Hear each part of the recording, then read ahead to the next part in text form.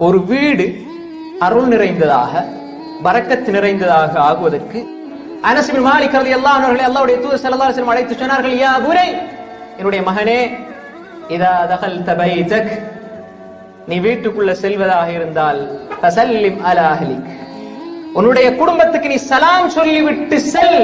வீட்டுக்குள்ள போற நேரம் அஸ்ஸலாமு அலைக்கும் வரஹ்மத்துல்லாஹி வபரகாத்துஹு, கணவனா இருக்கலாம், மனைவியா இருக்கலாம், பிள்ளைகளா இருக்கலாம், வீட்டுக்குள்ள வாரன சலாம் சொல்லாம வரவே கூடாது. அந்த பழக்கத்தை உண்டாக்கி கொள்ளுங்க. அப்படி என்றால் உங்களோட வீட்டுக்குள்ள என்ன செய்யும்? பரக்கத் உண்டாகும். ஸல்லல்லாஹு அலைஹி சொன்னாங்க, இதா சல்லம்த அலா அஹ்லிக யகுன் பரக்கத்தன் அலைக வ அலா அஹ்லி பைதிக், உனக்கும் உங்க வீட்டுக்கும் பரக்கத் உண்டாகும், உனக்கும் உங்க குடும்பத்துக்கும் பரக்கத் உண்டாகும்.